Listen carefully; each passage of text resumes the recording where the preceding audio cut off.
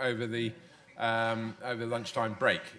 So here we are then in a digital world, and there will still be a need for lawyers. I'm probably pleased to, Guy will be pleased to hear. So, but we've been working very closely with the legal profession in the course of our work, because the last thing we want to do is to do pilots and then find that the lawyers all say, no, you can't do that, which is helpful, but as long as we get the information, the sort of advice that we need as we go along, I think that will make for a much healthier discussion and bring the legal side of things, and I think we heard the phrase legal interoperability a number of times this morning, as a critical element of what we do, alongside the technical, legislative and standard stuff that also is a prerequisite. So I'm very pleased actually that we now address that very issue, and we've got a very talented group of lawyers here to talk about that. And I'll introduce you now to the moderator, who is Guy Pendle, who's head of arbitration and as chair of the ICC arbitration committee, which is quite a significant role of the ICC internationally. So over to Guy. Thank you very much. Thank you very much, Nick. Good afternoon, and thank you for joining us. You're the brave ones who decided to face lawyers talking at you for the next hour. But actually, the good news is we won't be talking at you, because we'd quite like to make this as interactive as possible. So just a little brief word about me. First of all, I'm a partner at CMS, as Nick said. Commercial disputes is my background, but with a very strong technology angle. We're talking in particular about smart contracts and managing disputes in a digital trade environment at the moment. Some of the lawyers on this panel are actually lawyers who are now dealing with smart contracts and digital issues and crypto issues and blockchain issues. It's still very new and quite novel as developing areas of law. But we will share our thoughts on that, and we'll make sure that as we go through, there are opportunities for you to ask questions as well. I've said already to the panel, we don't know whether we've got a room full of lawyers or more of a mix, so we'll try and keep the discussion at the right level. And if it looks like we're losing you, someone please put up your hand and say, what on earth are you talking about? And we will do our best to bring it back to something that's helpful.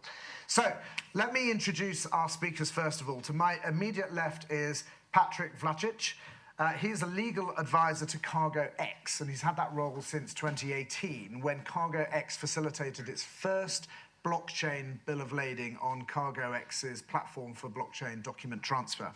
He's also an independent legal advisor with a focus on transport and insurance disputes, and a professor at the Faculty of Maritime and Transportation Studies of the University of Ljubljana. I knew I was going to do this. Ljubljana. Should have practiced that more. Between 2008 and 2012, he also served as the Minister for Transportation for the Republic of Slovenia. He's also working on interoperability issues with the Digital Container Shipping Association, I'm sure you all know it as DCSA, and other electronic trade document service providers. To Patrick's left is Charlie Morgan. Charlie is a senior dispute resolution solicitor at Herbert Smith Freehills, specialising in international arbitration. He acts as counsel and advocate in disputes across a range of areas, including energy, digital transformation, and emerging technologies. He's acted on disputes covering software development, crypto and digital asset transactions, data migration, and cloud computing. And finally, Karishma Vora, right at the end. Karishma, it's embarrassing when it's me first, isn't it? Right, let me just deal with that. Sorry about that. Karishma is a barrister at 39 Essex Chambers. She's a specialist on disputes arising out of crypto assets, email compromise, fraud, and disputes involving technology and software companies. Karishma was actually one of the first barristers in England to successfully freeze crypto assets, securing a range of orders related to the freezing, which includes permission to serve the proceedings out of the jurisdiction, and by alternate means, and also something called a Norwich Pharmacal Order, which we might talk about a bit later on, as well as a gagging order and some interim confidentiality orders. So we've got a real range of expertise for you to hear from. But let me start with some basics. What is a smart contract? So I suspect that probably half of you or more have actually contracted today, yesterday, over the weekend on a smart contract, probably without realizing it, because if you use your phone when it's not ringing to tap in and out at the station to pay for your ticket, if you order something on Deliveroo or you order an Uber, these are smart contracts. So they are already in very wide use, but often actually at that B2C level. The reason none of us pay any attention to it is because it's low value, it's easy, it's simple, we just don't even think about it. But obviously, the legal concepts need to be thought through.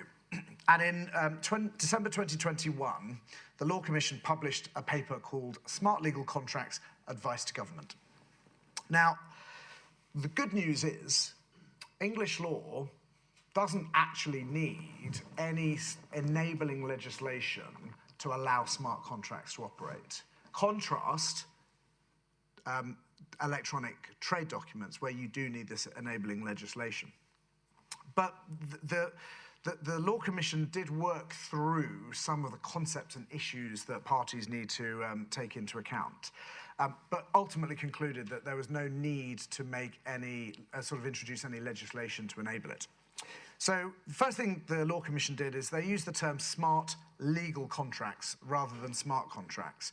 And that's because they're focusing on the fact that actually there's probably a lot of computer programs that are sort of quasi-contractual already, but they just don't necessarily meet that criteria of being legally enforceable. So that's the first thing they did. And then they defined a smart contract as legally binding contracts in which some or all of the legal obligations are defined in and or performed automatically by a computer program. And I'll come back to that definition in a moment. So a good way to think about smart contracts is if we group them in three ways. And this is one thing that the Law Commission recognised. So first of all, us lawyers are used to writing what we would call a natural language contract, which is exactly what you think. We write down the words on the page, that is the contract. You can have a smart contract that exists only as a natural language contract, but the performance of it is then subsequently converted into some form of computer code to give effect to the natural language of that smart contract. So that's what we would call a natural language smart contract. The next category is what we would call hybrid, and you can probably tell where I'm going with this. So this is where it's actually a combination of some natural language, maybe written on a paper, in paper somewhere, or an electronic document, but it's natural language, but some of the actual contractual obligations exist only in code. And for example, when I tap into the tube station and the gates open, part of that performance is when I tap and make a payment, the gates automatically open. It's not written anywhere that that's what happens, it just happens, and that's an example of a hybrid contract. And then the third category is what I call full code. So there is no natural language element to the contract at all. The whole thing is written in code. And we may have a bit of a discussion around the practicality of those types of smart contracts in a moment. Now, why does that matter?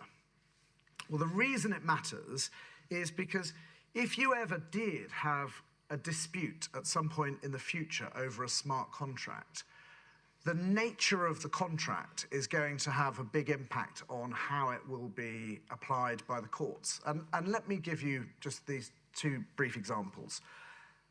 If it's a natural language contract, no problem at all. Courts are used to dealing with that. They take the document, they read it, they interpret the words on the page in accordance with principles that have been developed over hundreds of years, and they tell the parties what it means.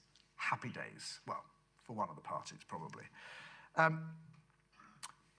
In a full code contract, what's the court going to be looking at? Because actually all there is code. So how does a court interpret a full code smart contract? You might have to have experts, perhaps, to actually interpret the code and say what it means. Now, it might be a hypothetical question, because if it's code and the code works, then the code just performs, and you have performance of the contract, so there's no issue. Unless, of course, one of the parties says, hang on a second, I didn't think that was what was going to happen. So then you get the question of, well, but is the code the contract? Because if the code is the contract and it's performed, that is what you've agreed. So there are some interesting issues that can develop in relation to that. And then, of course, with a hybrid, you then get the question of what happens if there's conflicts between the code and the language of the natural language aspects of the contract itself. So, quite interesting stuff for us as lawyers. Undoubtedly, we will have test cases on some of these issues as we go forward.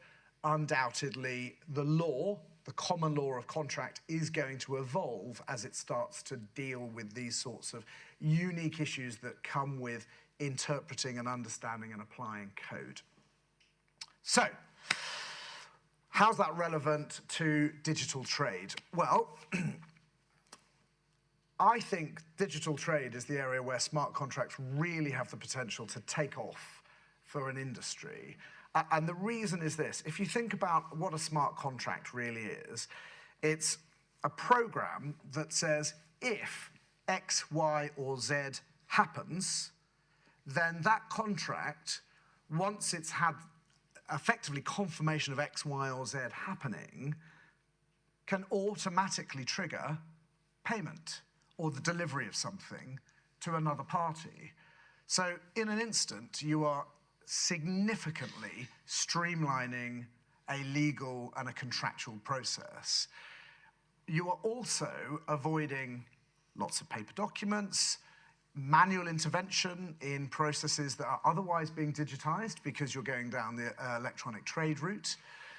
And therefore, you actually can move to an entire digital operating environment, which is also good for your tracking your financials, tracking your audit rights, data, tracking your data. So that's where this really starts to take off.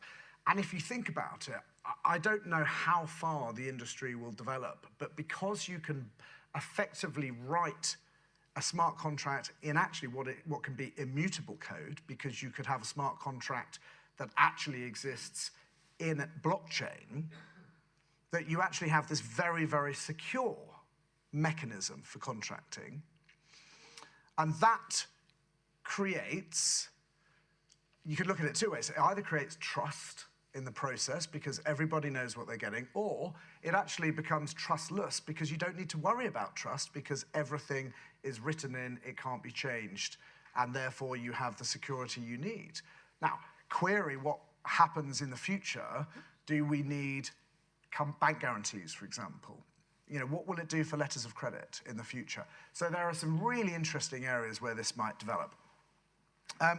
Then, when we come to digital trade as well, it's not just about tracking money, but a container can have all sorts of digital tracking devices. So it could track with GPS where it is, temperature, vibration, shock, impact, you name it. You could get real-time data coming through on all sorts of goods, feeding straight into a blockchain environment, which automatically then triggers performance under smart contracts. So this really has the potential to revolutionize the industry, perhaps even more than just the facilitation of electronic trade documents on its own. Right, so that's the introduction. Let me move on now to our panel. So first of all, Patrick is going to deal with what I call Inception. It's not because I like the film, but I do. Actually, he's going to talk about really the approaches to contracting in a digital trade environment and specific experiences from Cargo X. We'll then move on to Charlie, who will look at questions around performance of smart contracts and what that will look like when you've got cross-border digital cross-border digital contracting, but also disputes and where things like distributed ledger technology, blockchain will come into this. And then finally, Karishma is going to tackle enforcement, so legal solutions for smart contracts. She'll talk about self-execution, intervention, and what happens when things go wrong. We want lots of audience participation as well. So after each session, we'll pause, have some questions as well. So first, let me hand over to Patrick. Thank you very much. Thank you for the invitation to this beautiful event. I will use some paper. Don't judge me too hard. I have a very cozy business card though, which is digital. But still, this is how it goes. We still use the paper, and I would be speaking about the blockchain and smart contracts on blockchain and our use case. And I'm a lawyer. I'll try to explain the things from the legal perspective and our experience. But if there will be some technical question, I will ask my colleague, COO of CargoX, Bojan is there, and I'm sure that he will also be happy to answer to any questions. Our experience started in 2018 when our founder, he was working in a logistic company, and he saw the paperwork flow of bill of lading, and he said, this is really unbelievable in 21st century, what we are doing, how we are doing, and how slow it is, how expensive it is. And it should be me, like professor of law, of transport law, but it was him who invented this idea of bill of lading on blockchain. So the technical team and me as a lawyer and some rather small team at the beginning, we made a product, proudly presented to the world, and nothing happened. So it was a little bit painful because we explained to everybody, to the shipping industry, it's cheaper. It is very cheaper. It's faster. It's much faster. It's more secure, resilient. Everything is true, but it doesn't work. And it doesn't work even today. Even today, we would have only, I suppose it was in 2021, 1% of EBLs. In 2022, I don't have the data yet, but not a lot of EBLs were sent. So, maybe just a few words how it works. We are on a public blockchain, which is the advantages of the public blockchain are many. Definitely is very resilient because of big number of nodes on the blockchain. Sometimes we got a question, what about the BLs that are on public blockchain? Could somebody see the content of the EBL? Absolutely not. So the records of the hashes are on the public blockchain. This is one thing. Then these smart contracts that are, as we spoke before, actually software that makes something happen. And this is the record of the hash of the BL in the shape of NFT on the blockchain. Resolve the problem of uniqueness and originality, because that was the main problem of the electronic documents. You could replicate it as many times you wanted to. So this is not possible with NFT. It's immutable. You cannot change anything in it. And what is the biggest advantage of the public blockchain, which is not of the private blockchain, is I think that even if CargoX, God forbids, but goes to default and it's not there anymore, all the BLs or the EBLs are still there, are still accessible, maybe not through CargoX interface, but another interface or directly on the blockchain. So it will remain there. All the BLs they will remain there as long as the blockchain will be there. So this is actually one very important information for the industry, I think. So Patrick, I'm going to ask a slightly nerdy question about that, if I may. So, and sorry to pick on the idea of CargoX not being there at some point in the future, but actually to pick up this idea of people having confidence in the system more generally. Do you have a mechanism where, for example, there is something in escrow somewhere that if that were to happen, anyone who is transacting on EBLs that were on CargoX's platform would then be available for them through blockchain, but just from some other means? Yeah, that's the idea. That's what I think that what is important, what I'm trying to explain is that these hashes of EBLs will be there as long as the blockchain this blockchain that we are on will be there. So it is accessible. Now, this is a technical question. How it's maybe too much for me to answer. Maybe Bojan will help me later. We'll get something later. Yeah, but definitely it stays there. It's archived and you could access it with no big effort. So this is, I think, very, very important thing. And what is also important for the industry is that they are not paying in crypto. They are paying for the service with US dollars, euros, pounds, whatever they use. It's actually very user-friendly. This was always our most important, let's say, way how to do it to be user-friendly, and we are user-friendly. When you would be using our platform, it's like sending email with this big engine behind the email. So you can also add documents like certificate of origin, packing list, commercial invoice, whatever, or even more if it is more sophisticated commodity. So, but what were the challenges? The technical challenges within one ecosystem are not that very demanding. They are demanding where we are talking about sending the document from one solution provider, one platform to another one. But when we are talking legal, we are talking about the big challenges. Definitely, in 2018, that was a year where there were almost no standards. One of the most important standards at the time was definitely what IGP&I was doing, with the approval of different platforms, and I think we were sixth or seventh platform that was approved.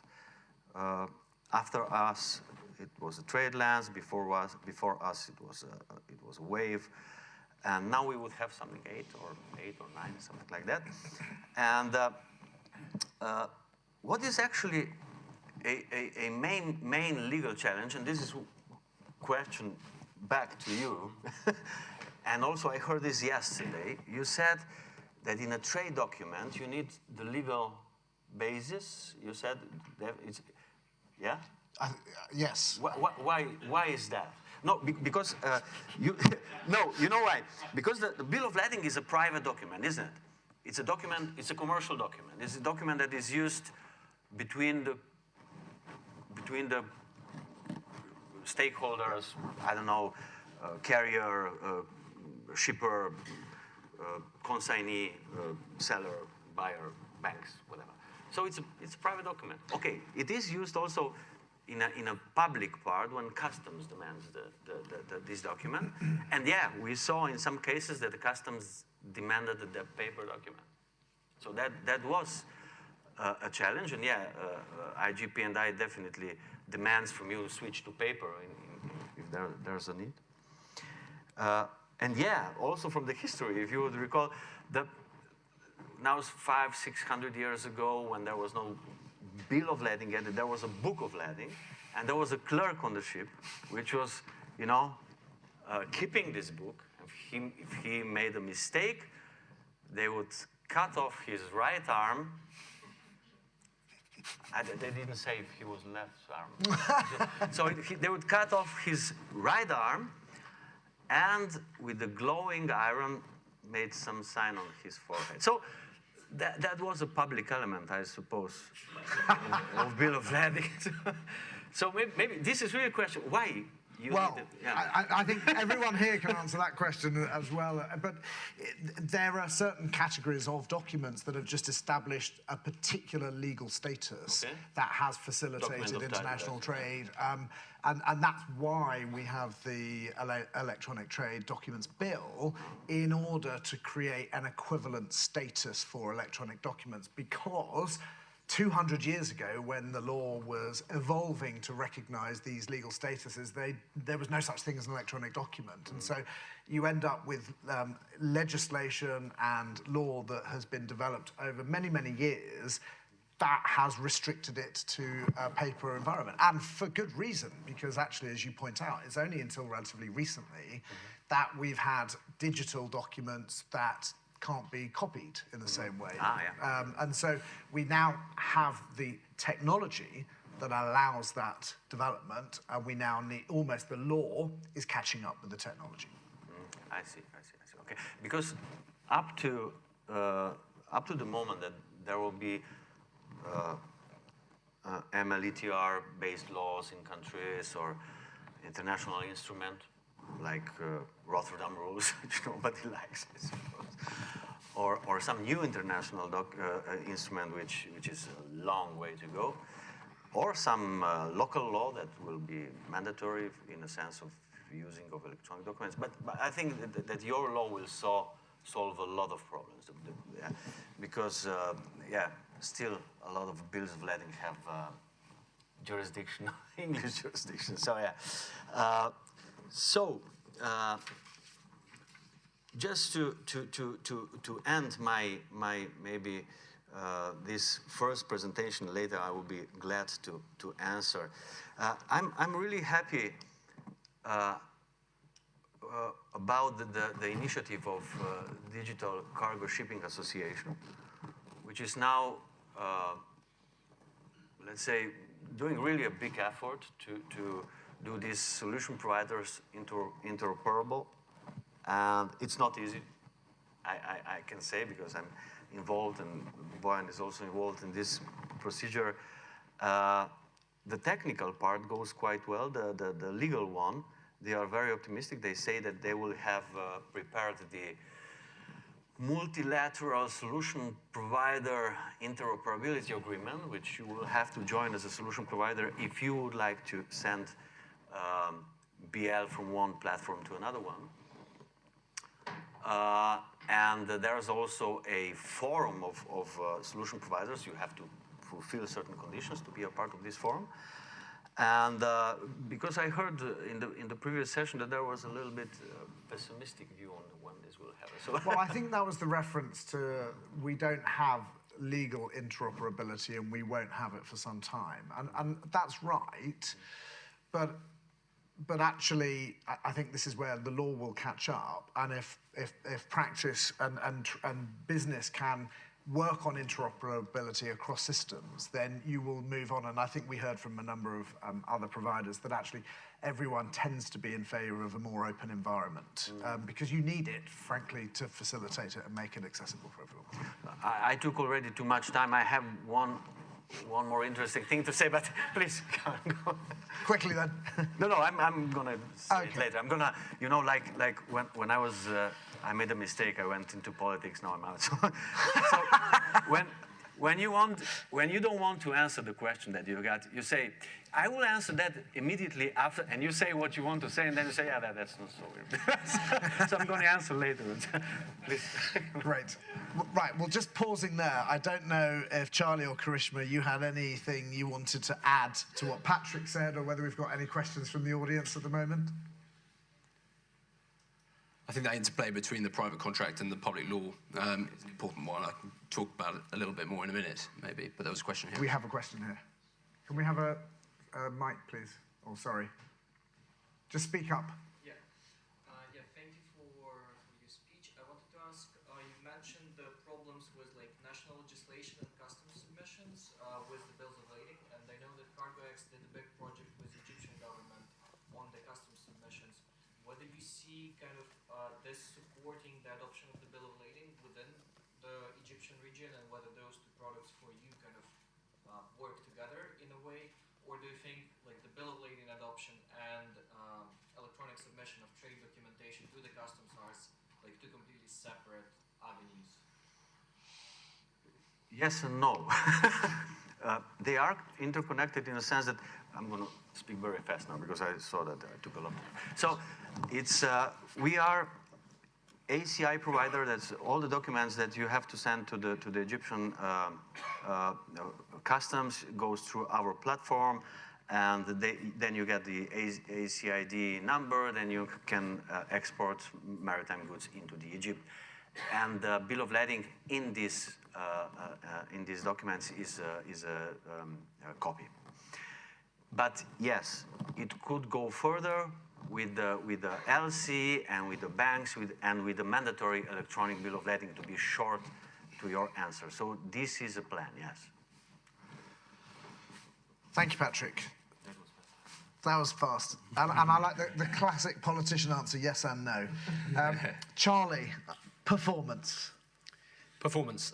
So I thought it'd be helpful to touch on an example just to try and give this some, make things concrete. Let's think about Company A shipping perishable goods from South Africa to a customer in the UK. What do we really mean when we talk about digital trade, or at least what do I understand it to mean? It's making that transfer of goods as friction-free as possible, as quick as possible, as painless as possible. So blasphemy on this panel, but let's ignore the law for a minute. And let's just think about what we're trying to achieve, and at least think about the ideals. So our container of perishable goods is going to leave the port, and we want to maximize transparency for all stakeholders to the information that is relevant to them throughout that container's voyage, effectively. And so, as Guy mentioned up front, we've got a huge amount of snazzy tech that can help us with that these days, and a lot of the technology is already there. So what do we need? We need effectively global connectivity, connectedness, so that we can exchange data from the ship throughout its voyage with the stakeholders. We need Internet of Things sensors, so going back to Guy's smart container. So effectively, you shut your goods in there, but there are contractual requirements for temperature, stability, etc. And you can have sensors within your container that are tracking those things and confirming on a real-time basis that those contractual requirements are being met. You also then need to be sharing that data in a way that's secure. So ultimately, you're going to have very many different stakeholders across the process. You've got your contractual counterparties, you've got customs, you've got border forces, you've got your tax authorities, so on and so forth, banks, lenders, etc. And you don't want all of the data in relation to your contractual arrangement to be shared with everyone, and nor do you want all of your data to be controlled by any party in that stakeholder environment unilaterally. So then you bring in technologies like distributed ledger technology, because there you have encryption. As Patrick mentioned, you can put your data on the platform or on the chain, and you can confirm the authenticity of your data without having to divulge proprietary information, for instance, about price, or for instance, about the status of your goods as they go down the chain. Electronic platforms and onboarding of the stakeholders onto those electronic platforms is important. Ultimately, you want everyone within the supply chain to be having access to the same information. A single source of truth is a term you'll hear a lot. And then, I mean, we all see a huge amount of buzz about AI at the moment. Looking forwards, you can hope to have real-time analytics that are running on your trades and smart contracts. So, for instance, you may have a contractual term that says, if my perishable goods, let's say they're tomatoes, if my tomatoes are not the temperature of my container drops below 8 degrees for more than an hour, then 10% off the value of my goods, because my tomatoes will be affected by that. And your smart contract could then automatically, learning from the IoT data, affect that discount to your price. And then when your BIL, when your electronic bill of lading ultimately gets passed over, there's a transfer of value, there's a transfer of title, and the smart contract could theoretically distribute. So that's the theory. Sounds great. And as I say, quite a lot of the tech is there. But now we have to bring back in the law. Sorry. And as Patrick was saying, there are three probably buckets of legal arrangements that you have here. You've got a private contract between the counterparties to the trade. There'll be multiple contracts along that trade line that I mentioned, but let's assume there's one for now. So you have contract A and consumer Y. They have an arrangement. Supply me my tomatoes at the following port. Give them in the condition that I need them. I will pay you X amount.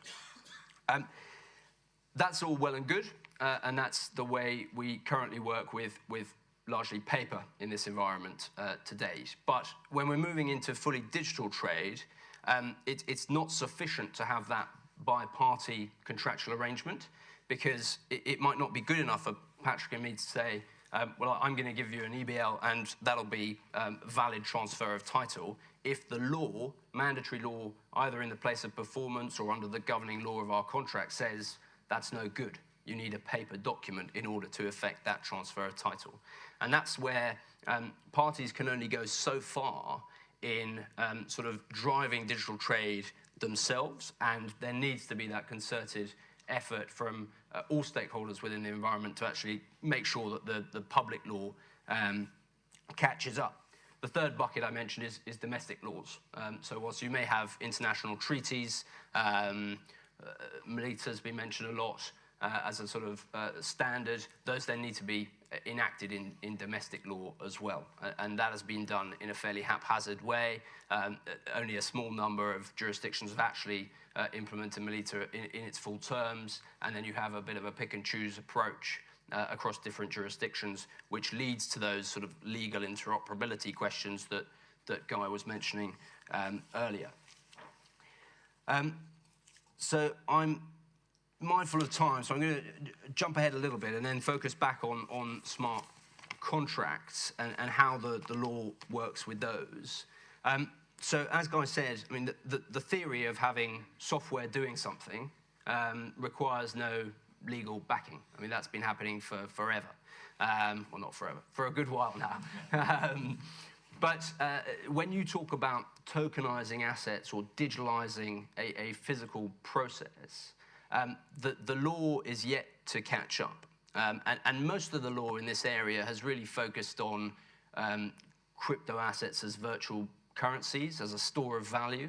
And there's been various consultations and pronouncements by the English courts and other courts around the world around the status of crypto assets as property. But I think it's really important when we think about the supply chain to understand what we're talking about when we talk about digitalization. Are we talking about digital data merely mirroring a physical process and actually relying on the physical process, or are we really moving all of our transfer of rights into the digital realm and relying purely on what the smart contract is doing for us? Guy mentioned some of the risks around that. And in order for that to be possible, or I should probably say legally realistic, there needs to be standardization across jurisdictions around a number of different areas. So digital signatures, we all know them, we use them a lot. Most jurisdictions accept them, but there are differences in how those things are applied, and in some instances, you need a physical wet ink signature. Data privacy. So if you're publishing to a blockchain or on a platform, or you're sharing data with stakeholders in a supply chain, you will be processing most likely personal data. You will be processing other types of data that may be sensitive, and there will be regulatory requirements as to how you use that. The system architecture of the technology that you use needs to be designed with that in mind, and to a certain extent needs to be able to adapt because these laws change over time. Transfer of property I mentioned. I mean, the importance in digital trade is that you actually get what you're paying for. So when you are trying to represent in digital form the assets that you receive, the law needs to enable those assets to be treated as property. Intellectual property, export control, all sorts of other elements of the law come in. And I'm talking about performance here, and I'm mindful of time, so I'll only take a few more minutes. I support a lot of clients in resolving their technology disputes. I'm idealistic and optimistic about what the future holds here, but we have to be pragmatic and realistic today as to what can be achieved and how we can take that first step towards digital trade without burning ourselves. And there's no doubt that the ability to smart code your entire supply chain and effectively send off your cargo, everything happens, you don't have to worry about it, you don't need any staff managing your contracts, it's all automated, and the payment arrives when the shipment arrives. Great. We're not there, and we won't be there for a good while yet. And so taking the first steps is about understanding how you can digitalize key elements of your process. So DBL is a good example of that. You can then post that on your platform using blockchain or otherwise, and you can use that to effectively dip a toe in the water at fairly low risk and move on. The types of disputes that I can anticipate in the example, the very, very simple example that I gave, imagine you had a sensor failure. So your IoT device, it's measuring your temperature, just fails. It suggests that it's been 5 degrees in the container for the entire voyage. It's actually been 55. How do you deal with that? Are you still obliged to pay for your tomatoes that arrive as pop? There are code bugs in your smart contract. The money never gets released. Are you stuck, as Guy said, with the code that you've coded, or actually can you have recourse to the law, the public law, the sort of framework within which your contract sits to say, no, clearly that wasn't our intention. Give us fairness here, the bargain that we really intended to strike, rather than the bargain that our coder friend got slightly wrong. Cybersecurity. We've all heard about crypto assets being stolen. What if your cargo is digitally represented and your cargo, the digital representation is what you transfer to give title to it? What if someone steals that digital representation, or you lose your keys to access your platform? How does the law deal with that? I think Krishna will come on to that. And then we've spoken about interoperability issues there. What if you've only got 5 people on a platform when actually your stakeholders are 55 in a particular trade environment? And that's before you get onto all the legal issues that might arise, like you've got a clause in your contract that's penal in nature and cuts across public policy, and that is not permitted by the law of your contract, frustration, illegality, unfair contract terms, etc., etc., etc. And then the final point I'll make is around the law that applies, or the laws that apply to your contractual relationship. So if you have a smart contract that's pure law, some will say code is law, that's it. We don't have to worry about what laws apply to it, because ultimately it will self-execute and it will achieve what it's been coded to do. Now, I'm not of that school of thought. I don't think code is law, because ultimately, if I'm dissatisfied with what the code is doing, I can still go to the courts with relevant jurisdiction and say, no, that contract was procured by fraud, seize the assets, whatever, or there's an error, you need to rectify our contract. But if you are in a distributed network where you have stakeholders in very many different jurisdictions, and you haven't thought carefully about who you want to go to when things go wrong, then you find yourself in a very sticky position, because where is the transaction taking place? So my tomatoes going from South Africa to the UK, the events that are taking place along that chain may be recorded on a blockchain, which actually is confirmed through a consensus mechanism between people all over the world. So how do I find actually where the transaction's taking place? So you have to think up front in your contract about where you're referring your disputes, I'm an arbitration lawyer. Arbitration is great for this. Think about it.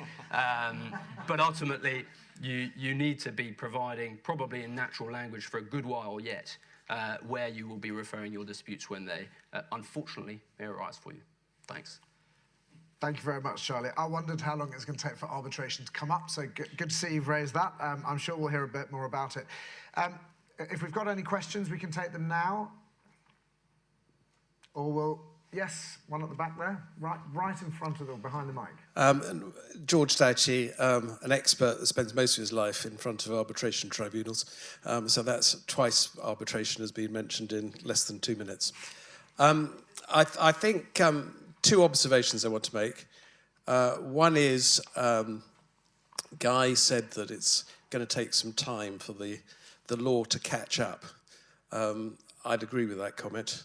The law doesn't move particularly quickly. We've only got to look at the deliberations that are going on with regards to the Arbitration Act at the moment to see that in practice. Yeah, don't hold your breath for the law catching up. The second thing I noticed is that the three lawyers all use paper as part of their presentations. I think that also answers the question of lawyers catching up. And then thirdly, and I will claim to be the ultimate Luddite in the room. I'm afraid I'm somebody who only reads a document when it's in paper. I can't cope with reading 57-page or 157-page contracts on a screen, because I always want to look at the definitions in the first 15 pages, and it's quite difficult to do that at the same time as you're looking at page 123. And my experience over the years is that people tend to read things when they're on paper, and they're not very good at reading things when they're on a screen, and I think they're even less likely to read things when they're in code.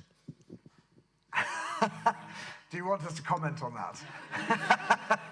I think we might pick up some of those later. I just want to check, because I know we started slightly late. How long can we go to? You were okay for still 10 past 3. Great, perfect. In that case, let's quickly move on to Karishma, who will answer all of those questions and pick up on some of the points that Charlie raised as well. Yes, clearly we have at least 3 unsmart lawyers with our papers in front of us. I'm going to speaking about enforcement and enforceability necessarily involves going back in terms of the progress in technology and moving forwards as far as the law is concerned. Only because by the time anything reaches our desk as a disputes lawyer, the technology has moved on pretty significantly. I think it would be useful to sort of just chat through the aspects of enforcement by way of examples. So starting with the example that Guy suggested, which is the smart contract one enters into as soon as one enters the tube. But, well, what happens when the tube breaks down and you're going from Clapham to Bank, but they ask you to get off at London Bridge and your journey is not complete? The payment has still been made. So there's a problem there. Then there is... The problems in terms of just commercial contracts are that the real world has far more complications than an automatic enforcement.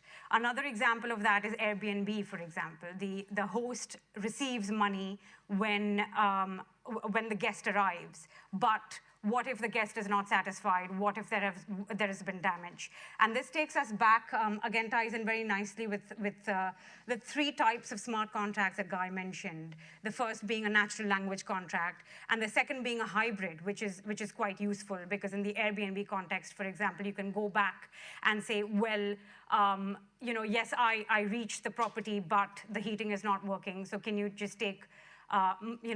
can you give me the discount or get me another property, etc.? So that hybrid element still continues to exist before the automatic enforcement. There are other aspects in terms of enforcement. For example, the collection of evidence. And we've heard quite a lot from Patrick and Charlie on how containers, for example, can have sensors. They can have, the Internet of Things can have reports back to those who have contracted. And the reports can say, for example, that the temperature in the container was 5 degrees or 55 degrees and so on. Another very important aspect of inter-country or cross-border trade is that the evidence, when it's abroad, can be very easily collected and can be accessible in a court where the evidence doesn't necessarily exist. So, for example, if one goes to court or even in an arbitration, in fact, the London Metal Exchange nickel trades immediately come to mind. So there are nickel warehouses all around the world that the LME has. And there are questions around whether or not there is that underlying nickel for a trade that has been contracted at the LME. I accept LME trades are not smart contracts, but just assuming for the moment that they are smart contracts.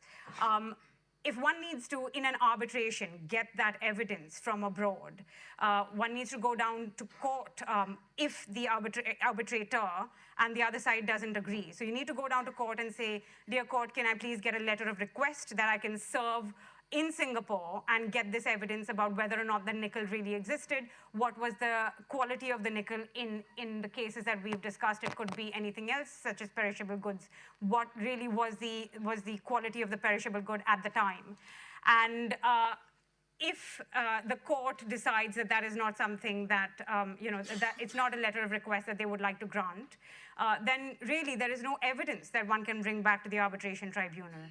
So if, however, it was a smart contract or at least hybrid enough for the evidence to be housed in London because the trade was executed in London, the evidence can be easily presented to an arbitration panel or to the court. Touching on Charlie's points about wills and so, or sort of taking that forward, for example, if a will would say, upon my death, my child or my partner should get my home. And so long as there's an automatic payment of the inheritance tax to the government, the land registry will automatically, transfers the title over.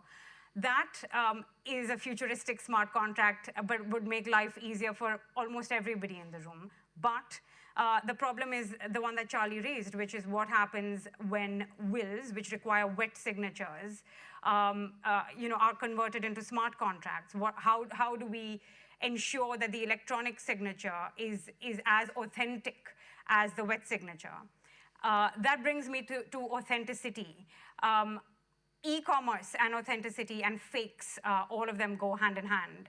So China, for example, has and I'm sure there are many other jurisdictions too, but in a particular case I did recently, China had the fakes problem. And how they've gotten around it is if a particular, so let's say Apple wants to sell its iPhones over the Amazon equivalent in China, that website will only have one flagship store belonging to Apple.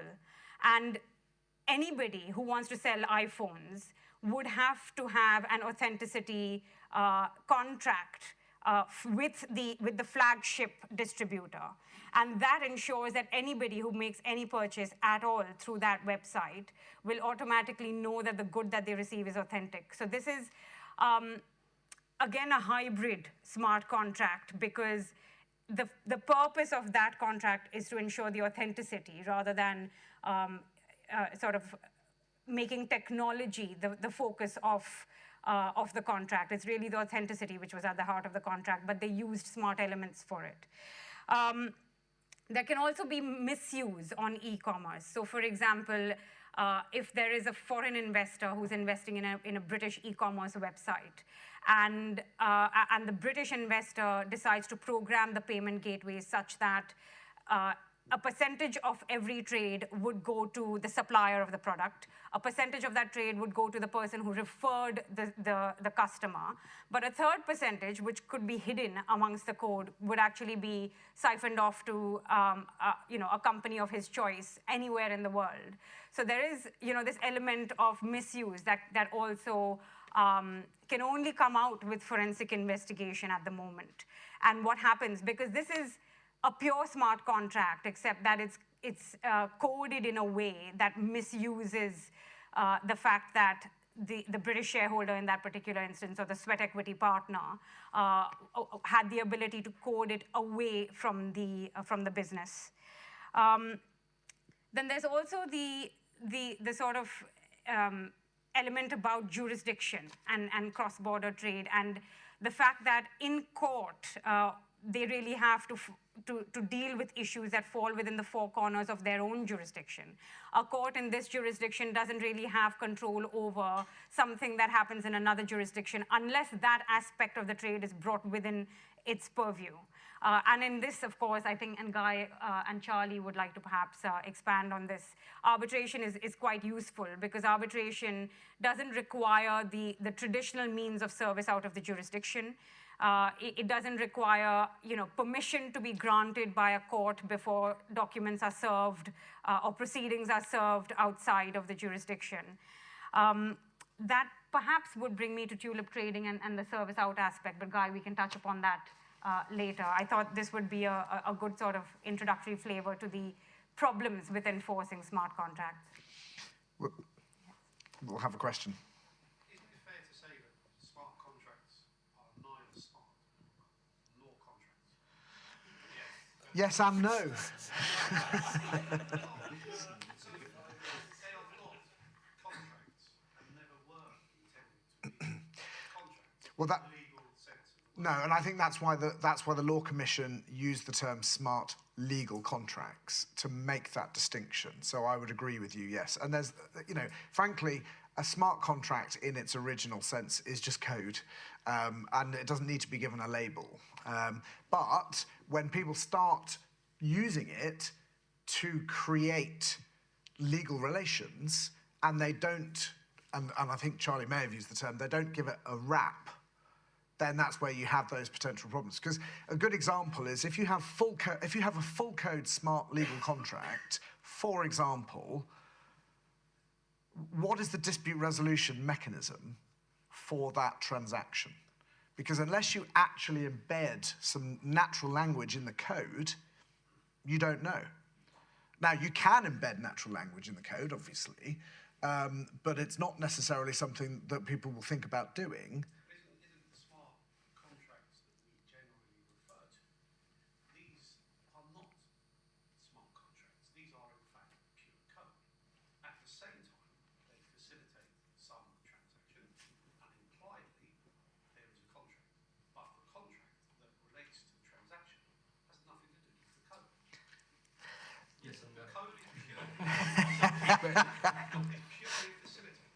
That's all it is. it can be, but you have to be very specific that that is the case. So if you have a standalone legal contract that sets out your contractual terms, you have to be quite clear that when you go and have some alternative arrangement that is coded, that is not amending your contract as it stands. Because you can have oral amendments, code might be deemed writing if you've got a no oral modifications clause, but then subsequently you go and write a piece of code that does something that is intended to operate the contract. If I'm happy with how that's coded, but you're not, I'll just say, well, we renegotiated what was in the written contract and we coded what we meant, and it was a formal amendment to your existing contract. So you're absolutely right. Smart contract, as intended by Nick Szabo, was neither smart, it's just code, and nor was it intended to be legal in any way. But by doing the operation of writing code, you can still have legal implications. Part of the problem we all face is this misnomer. Somewhere down the line, someone thought, aha, this is a contract. And it never was. And it's become embedded in our language and therefore embedded in our thinking that these things are somehow legal. And we're building a whole legal construct around this original seed that was not planted for that purpose. And in fact, what we're talking are recorded contracts. And they're very different to smart contracts. And they have the power to be legally binding and at the same time machine executable. But I would argue the whole idea of smart contracts should be removed from our language completely, because they are completely misleading. They're just pieces of code. Sorry. I think take it as read that we're referring to smart legal contracts using the Law Commission's version. But I mean, this is a topic that splits the room, because actually there are some people who say, no, absolutely not. Code can be a contract, and if the code is the code and that's the contract, whatever the outcome, that's the outcome. It does split the room. Shall we move on to the really light topic of... another question. Oh, another question, sorry. Just one quick one. Is this better than the current method?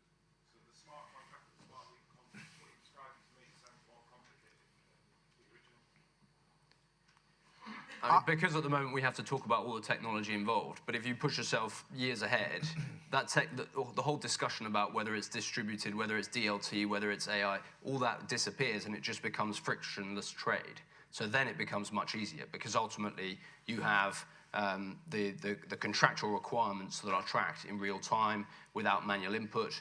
You have lower costs, you have lower overheads, you have lower friction at the borders. And so in theory, yes, it's much better. But there is a very complicated technological and legal process to get that going. And so it's not going to be a big bang, suddenly today we don't have it, tomorrow we do. It'll be a progress. We start with the types of legislation that we're seeing coming through the UK and other jurisdictions, and you move towards that. And I'd add one thing, actually, which is, don't think for a minute that non-smart traditional contracts don't come with complications. It's just we're not talking about those today. So, you know, there are pluses and minuses for all of these things. I'm taking it that we're being wrapped up. I'm very sorry. You saw my subtle move there. Sorry. We could talk about this for some time, but I'd like to thank our very distinguished panel. Thank you very much for a very interesting discussion.